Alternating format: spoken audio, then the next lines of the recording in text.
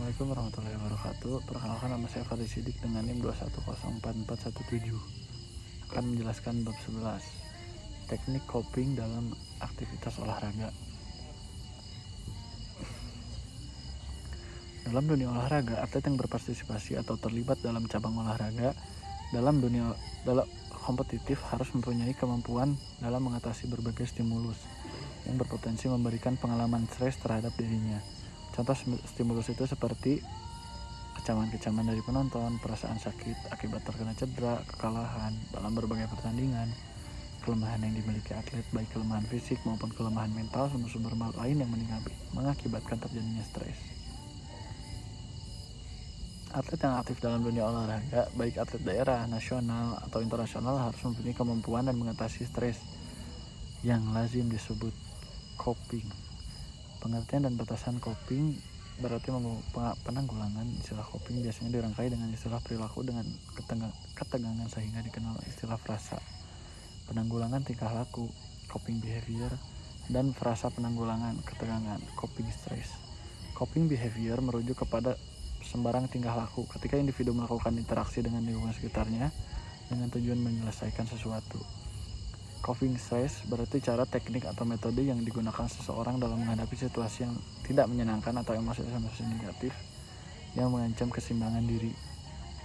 Coping berasal dari dasar kata cope, merupakan singkatan yang menggambarkan 4 strategi kognitif dan perilaku. Contoh, C adalah control emotion, pengendalian emosi.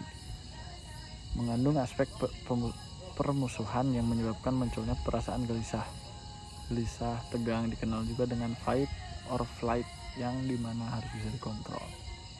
O adalah organize input, pengelolaan input, menyepakati informasi yang penting dan tidak penting yang diterima oleh diri atlet sehingga atlet mampu untuk mengelola input dengan sebaik-baiknya. P adalah plan response, merencanakan respons. Atlet akan memfokuskan pada perasaan yang tidak menyenangkan untuk mencegah dan memelihara keadaan siap secara optimal dalam dirinya. E adalah execute, pelaksanaan. Artinya, atlet akan berupaya untuk merespon input secara cepat tanpa dipikir terlebih dahulu tentang apa yang harus diperbuat, atau bisa kita bilang otomatisasi. Apalagi dalam respon negatif pada tahapan ini, bagaimana atlet dapat menampilkan performanya dengan penuh rasa percaya diri, tegas, siaga, dan konsentrasi. Coping merujuk kepada strategi individu untuk mereaksi atau berupaya baik secara kognitif, afektif, atau perilaku untuk mengelola tuntutan eksternal dan internal secara spesifik. Dalam hal ini, atlet harus mengembangkan keterampilan coping secara kognitif dan perilaku untuk mengelola stres pada pertandingan yang dihadapi. Dan jika atlet menggunakannya dengan baik dan berkesinambungan, bakal disebut sebagai keterampilan coping. Jadi, keterampilan coping adalah keterampilan atlet untuk menanggulangi berbagai stimulus lingkungan latihan maupun pertandingan sehingga bertanding dengan optimal dan pada gilirannya dapat memenangkan pertandingan yang dilakukannya. Kerangka konseptual coping. Atlet melakukan coping terhadap situasi-situasi yang mengakibatkan munculnya perasaan tegang dan cemas, yang melibatkan aspek kognitif, emosional, psikologis, dan komponen perilaku sebagai kompetensi yang dimiliki atlet. Memelihara kesehatan dengan baik merupakan sumber coping karena secara fisik dan psikis setiap orang akan siap menghadapi berbagai tuntutan yang datang pada dirinya. Membedakan dua jenis strategi.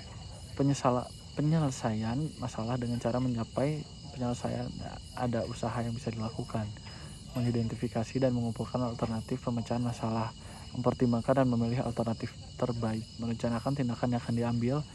Sedangkan strategi coping yang difokuskan pada emosi diarahkan pada regulasi emosi dengan tujuan untuk mengurangi atau mengelola gangguan kognitif.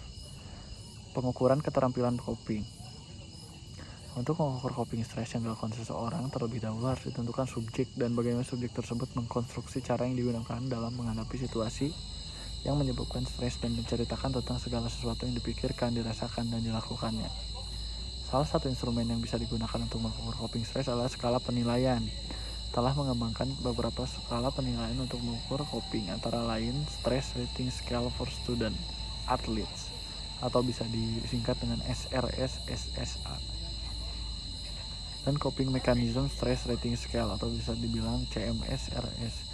Selain kedua instrumen tersebut, masih banyak instrumen yang digunakan untuk mengukur coping, antaranya sebagai berikut: Maddens Way of Coping with Sport atau WOCS, McDonald and Maddens Way of Coping with Injury atau WOI, Sport Inventory for Pain atau SIP, dan masih banyak lagi. Strategi coping yang digunakan atlet top. Atlet elit biasanya merencanakan dan menampilkan berbagai strategi coping selama latihan atau pertandingan, sehingga situasi pelatihan dan pertandingan berada dalam situasi stres yang terkendali. Evaluasi dan perencanaan strategi, di mana terdapat 3 strategi: mempelajari lawan, membaca lawan baru, dan memahami kondisi. Strategi psikologis proaktif adalah strategi coping yang ditujukan untuk membangun kepercayaan diri dan membangun konsentrasi secara proaktif, yaitu membangun kepercayaan dan mempertahankan konsentrasi. Yang ketiga ada strategi psikologis reaktif. Atlet mempunyai 2 keterampilan reaktif yang bisa digunakan untuk menilai dirinya pada saat penampilan menurun, yaitu keterampilan reaktif resilience dan self-talk. Selain itu terdapat beberapa strategi, yaitu strategi coping pada saat cedera. Toleransi terhadap perasaan sakit lebih berhubungan dengan faktor lingkungan dan faktor psikologis. Menggunakan strategi kognitif dan mengembangkan percayaan dirinya, contohnya, atlet berkonsentrasi dan mengatakan pada dirinya sendiri bahwa saya bisa menanggulangi cedera atau kelelahan yang dialaminya. Strategi coping pada saat kelelahan.